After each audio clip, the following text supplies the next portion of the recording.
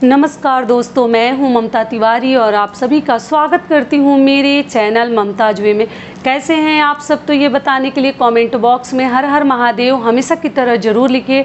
तो चलिए दोस्तों, आज हम इस वीडियो में जानेंगे कि 16 सोमवार का व्रत हमें कब से शुरू करनी है, पूजा विधि क्या है, व्रत का संकल्प कैसे लेनी है, कौन कौन सी चीज़ों के साथ लेनी है, कौन कौन से कार्य करने हैं संकल्प लेने से पहले। तो इसी प्रकार के कई ऐसे महत्वपूर्ण बातें आज हम इस वीडियो में जानेंगे। तो आप बने रहिए मेरे साथ मेरे चैनल पर।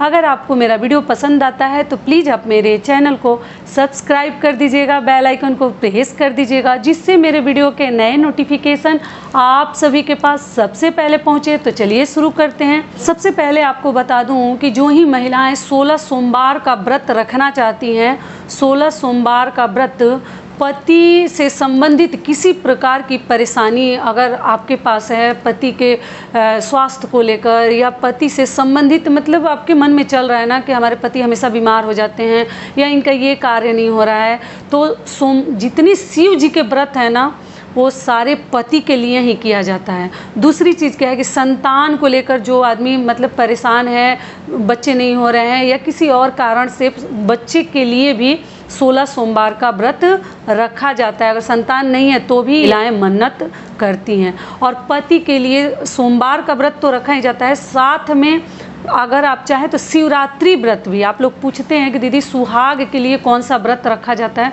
तो मासिक शिवरात्रि, जो हर माह में शिवरात्रि व्रत पड़ता है ना, कैलेंडर में देख लीजिएगा, तो वही शिवरात्रि का व्रत भी किया जाता है। ठीक है, ये दोनों व्रत पति के लिए ही, सुहाग के लंबी उम्र के लिए किया जाता है। तो आप लोग करना चाह रही हैं और आप लोगों ने बहुत सारे कमेंट्स किए हैं कि दीदी 16 सोमवार का व्रत कब से प्रारंभ करें, सावन से करें या किस महीने से करें, कौन सा बहुत अधिक उत्तम माना जाएगा। अगली चीज़ क्या है कि जब 16 सोमवार का हम व्रत रखते हैं तो 16 व्रत रखते हैं और 17वें व्रत के दिन, 17वें सोमवार के दिन हम व्रत का उद्यापन करते हैं। ठीक है, और मान लीजिए कि इसी दौरान अगर किसी का पीरियड आ जाता है तो क्या वो दिन मतलब वो सोमवार व्रत मान्य रहेगा या नहीं रहेगा, तो ये भी थोड़ा सा मैं क्लियर कर दूं। तो देखिए, अगर पीरियड आ भी जाता है, क्योंकि इतना लंबा है तो किसी न किसी में तो हो सकता है, तो आपको क्या ध्यान रखनी है कि अगर पीरियड आ जाता है तो व्रत नहीं छोड़नी है, व्रत आपको पक्का रखनी है। ठीक है, व्रत मत छोड़िएगा, पूजा नहीं कीजिएगा, मानसिक रूप से भगवान का नाम लीजिए, मानसिक पूजा कीजिए। और एक चीज़ और बता दूं, देखिए मैं हर चीज़ बता दूं और फिर आपके घर थोड़ा सा नियम अलग है, कई राज्यों के नियम अलग हैं, तो फिर आप लोग कहेंगे कि ऐसे नहीं ऐसे। तो बता दूं आपको कि देखिए, जब कोई भी व्रत हम रखते हैं, 16 सोमवार का हो या ये जैसे सावन के सोमवारी व्रत हो, तो व्रत तो जो गिनती वाले हैं उस व्रत में आपको ध्यान रखनी है कि पीरियड जब आ जाता है तो व्रत तो रखनी है, पूजा नहीं करेंगे। लेकिन कई ऐसे लोग कहते हैं कि जब पूजा नहीं करेंगे तो उस व्रत को माना नहीं जाएगा, 16 सोमवार में उसको नहीं काउंट किया जाएगा। लेकिन कई ऐसे लोग कहते हैं कि ना, उसको काउंट किया जाएगा, क्योंकि हम व्रत तो रखे थे, व्रत रखने से हमें आधा फल मिलता है, लेकिन जब हम पूजा कर लेते हैं तो व्रत का हमें पूरा फल मिल जाता है। तो पूर्ण फल की प्राप्ति के लिए व्रत रखा जाता है और पूजा भी किया जाता है। आपके घर में कैसे होते आ रहा है, क्या रीति रिवाज है, क्या कल्चर है कि पीरियड वाले व्रत को माना जाएगा कि नहीं माना जाएगा, पूजा जब हम करेंगे तभी माना जाएगा, तो भी आपको उस व्रत को छोड़नी नहीं है, पीरियड वाले सोमवार को आपको छोड़नी नहीं है, व्रत पक्का रखिएगा। आप लोग देख लीजिएगा, अगर नहीं मानते हैं तो फिर अगले में रखिएगा, पूजा के साथ करके उसकी गिनती कीजिएगा, लेकिन अपने घर के नियम के अनुसार ही कीजिएगा। सबके घर के थोड़ा सा नियम अलग हैं। ठीक है, तो ये भी समझ में आप लोग को आ गई होगी ये बात भी। अगली चीज़ क्या है कि पूजा विधि, शिव जी की पूजा कैसे करते हैं। तो कई लोग हैं कि कलश स्थापना करके घर में पूजा करते हैं, और कई लोग हैं कि ऐसे साधारण पूजा अपने फ़ोटो में फ़ोटो रख कर शिव जी की, और अभिषेक के लिए आप लोग कहते हैं कि क्या शिवलिंग ला सकते हैं। तो देखिए, आपकी मर्जी है, मैं कैसे बोलूं कि मत लाइए या लाइए, क्योंकि शिव जी के शिवलिंग अगर घर में हम रखते हैं ना, तो थोड़ा सा विधि विधान अलग है, बहुत अधिक नियम कानून से मतलब करना पड़ता है विधि विधान से। तो अगर आप चाहे तो ला भी सकते हैं, अभिषेक कर सकते हैं, और फ़ोटो पे तो हम अभिषेक कर नहीं सकते, तो आप चाहे तो मिट्टी का भी बना जाकर हर सोमवार व्रत के दिन आप शिवलिंग की स्थापना करके, पूजा विधि करके, अभिषेक करके और फिर उसको आप जाकर नदी में, मतलब कुएं या कहीं नदी वगैरह में विसर्जित कर सकती हैं। ठीक है, अगर वो भी कहीं नहीं मिलता है तो पीपल के वृक्ष के पास भी हम विसर्जन कर देते हैं। तो मिट्टी का ही बना सकते हैं, सबसे शुद्ध और सही माना जाएगा। बाकी आपकी मर्जी अगर ख़रीदना चाहते हैं तो। अगली चीज़ क्या है कि आप कलश भी रख सकते हैं चाहें तो, या आप ऐसे नॉर्मल भी पूजा कर सकते हैं घर में। करने के बाद व्रत के दिन मंदिर जाना बहुत अधिक सही माना जाता है। भगवान से और पूरी तरीके से अपने प्रार्थना को पूरा करवाना है तो आप मंदिर ज़रूर जाइए। ठीक है, और पूजा विधि में शिव जी की क्या पूजा अर्चना है तो आप लोग को मालूम है। बेल मतलब चढ़ाया जाता है, और बेलपत्र, भांग, धतूरा और चंदन, रोली, ये सब चीज़ें शिव जी को हम लगाते हैं। ध्यान क्या रखनी, तुलसी नहीं भगवान के ऊपर चढ़ानी है। हल्दी, केतकी का फूल, ये सब चीज़ें शिव जी को नहीं चढ़ता है। तो ये भी हो गया। और प्रसाद में कोई भी चीज़ आप प्रसाद में ले सकते हैं भगवान को चढ़ाने के लिए। मीठा प्रसाद ही शिव जी को चढ़ाया जाता है, जैसे चूरमा, जिसको रोट के नाम से भी हम जानते हैं। रोटी को तोड़ के घी में बना के और चूरमा चढ़ाया जाता है। खीर चढ़ा सकते हैं, हलवा चढ़ा सकते हैं। मीठा प्रसाद शिव जी को चढ़ाया जाता है। उसके बाद धूप अगरबत्ती दिखाकर दीप वगैरह से आपको आरती ज़रूर कर लेनी चाहिए। तो ये भी हो गया। अब है कि व्रत का संकल्प कैसे लेंगे। तो देखिए, व्रत का संकल्प आपको क्या करना है कि सुबह अच्छे से स्नान ध्यान करके और अपने घर में साफ़ सफाई, थोड़ा सा व्रत त्यौहार में अच्छे से बर्तन वगैरह का ध्यान पक्का रख लीजिएगा, क्योंकि दूध के बर्तन वगैरह ना चाय वाय के थोड़ा सा गंदे रह जाते हैं। तो बर्तनों का ध्यान साफ़ सफाई का पक्का रखिएगा किसी भी व्रत में।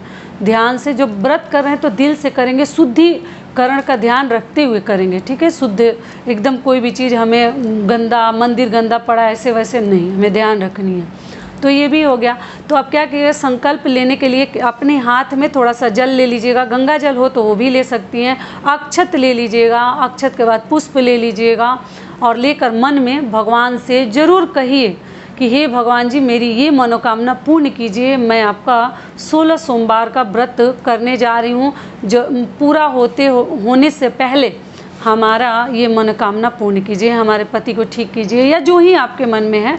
और साथ में आपको अपना नाम और अपना गोत्र बोलनी है। बोलकर आपको संकल्प लेनी है। अगर आपको गोत्र वगैरह नहीं मालूम है तो अपने घर में बड़ों से ज़रूर पूछ लीजिए। तो ये भी हो गया, संकल्प कैसे लेनी है। अगली चीज़ क्या है कि सावन सोमवार का व्रत कब उठाएं। तो देखिए, सावन सोमवार का व्रत ना आप चैत्र मास में भी उठा सकते हैं, माघ में भी उठा सकते हैं, बैसाख में भी उठा सकते हैं। लेकिन मेरे हिसाब से या जो माना जाता है, बहुत अधिक शुभ और उत्तम महीना सावन का ही माना जाता है, जो कि शिव जी को समर्पित ये माह कहा जाता है। ये सावन का महीना बहुत अधिक पावन और पवित्र महीना सावन का कहा जाता है। तो अगर शिव जी के लिए ही व्रत रखनी है तो आप सावन से ही अपना व्रत प्रारंभ कीजिए, सोमवार का। ठीक है, और शुक्ल पक्ष का ध्यान रखिएगा। जो ही सोमवार का दिन अगर शुक्ल पक्ष में पड़ता है, जो ही व्रत, उसी दिन से आपको शुरुआत करनी है। ठीक है, इस बात का आप ध्यान रखिएगा। अगली चीज़ क्या है कि उद्यापन, 16 सोमवार व्रत का उद्यापन कैसे करें तो वो भी मैं आपको चलिए बता देती हूँ। तो उद्यापन के लिए ब्राह्मण को ज़रूर बुलाइए। वीडियो वगैरह लोग ऐसे कहते हैं अपने हाथों से उद्यापन कर लेते, तो नहीं। किसी भी व्रत को अगर हम करते हैं और जब तक उसका उद्यापन नहीं करते, जब तक उस व्रत को हम बैठा नहीं देते, तब तक वो व्रत हमारा अपना नहीं होता है। तो इसलिए उद्यापन बहुत ज़रूरी है। तो 16 सोमवार करके 17वें सोमवार को आपको उद्यापन करनी है। तो ब्राह्मण को बुलाकर और क्या ध्यान रखनी है कि जितने फल, मिठाई, पैसा, रुपया जितना आप चढ़ाते हैं, सब कुछ 16 होना चाहिए। हर चीज़ 16 चाहिए। उद्यापन विधि यही है, नियम यही है। तो 16 सब कुछ ले लीजिएगा। और ऐसा नहीं है कि वो सब कुछ चढ़ाकर हम ब्राह्मण को ही दे देते हैं। उसमें से कुछ सामान, कुछ चीज़ें, कुछ प्रसाद हम ब्राह्मण देवता को दे देते हैं। बाकी सब हम अपने घर में रखते हैं, खुद खाते हैं और अपने आस पड़ोस के लोगों को देते हैं, अपने परिवार वालों को। तो ये भी हो गया। और ब्राह्मण के लिए आपको वस्त्र जरूर लानी चाहिए, धोती, गंजी, गमछी, जो ही आप देना चाहते हैं दे सकते हैं। अगर वो नहीं, सीधा भी दिया जाता है। अगर ये सब चीज़ें आप नहीं देना चाहते, नहीं खरीदना चाहते हैं, तो आप इन सभी चीज़ों का ना मूल्य निकाल कर ऐड कर लीजिए, कितना हुआ, और दक्षिणा पैसा दे दीजिए उनको, वो भी खुश और आपका भी काम आसान हो जाएगा। लेकिन अगर वस्त्र स्वरूप देना चाहते हैं तो खरीदारी करके ये सब चीज़ें आपको लाकर ब्राह्मण को दे देनी चाहिए, ठीक है। तो इस बात का आपको ध्यान रखनी है। और उद्यापन के दिन जैसे शिव जी की पूजा करते हैं वो सभी कुछ तो पंडित जी करवा देते हैं, जो ही ब्राह्मण है तो वो कर देते हैं, करवा देते हैं। आपको बस व्रत उस दिन भी रखनी है, थोड़ा सा ध्यान रखिएगा। और उद्यापन के बाद पूछ लीजिएगा ब्राह्मण से कि क्या अब हम भोजन कर सकते हैं कि नहीं। और 16 सोमवार के व्रत में नमक खाएं कि नहीं खाएं, ये भी जान लीजिए। तो देखिए 16 सोमवार के व्रत में नमक नहीं खाया जाता है, लेकिन सोमवार व्रत में अगर आप सोचें कि केवल चलो फल पे ही रख लेते हैं तो ये भी सही नहीं है। सोमवार व्रत में एक समय जरूर भोजन किया जाता है, मीठा भोजन किया जाता है, दिन में नहीं करनी चाहिए, शाम को मीठा भोजन आपको जरूर करनी चाहिए। इस बात का ध्यान रखिएगा। 16 सोमवार व्रत में एक समय भोजन अनिवार्य है, पक्का करनी है। तो यही सब नियम थे जो मैंने आपके साथ शेयर कर दिया। आशा करती हूँ, उम्मीद करती हूँ कि इस वीडियो से आप लोगों को बहुत अधिक लाभ मिलेगा। फिर मिलती हूँ एक नए वीडियो में, तब तक के लिए नमस्कार। स्वस्थ रहिए, सुरक्षित रहिए और जहाँ कहीं भी रहिए खूब खुश रहिए और प्रेम से बोलिए हर हर महादेव।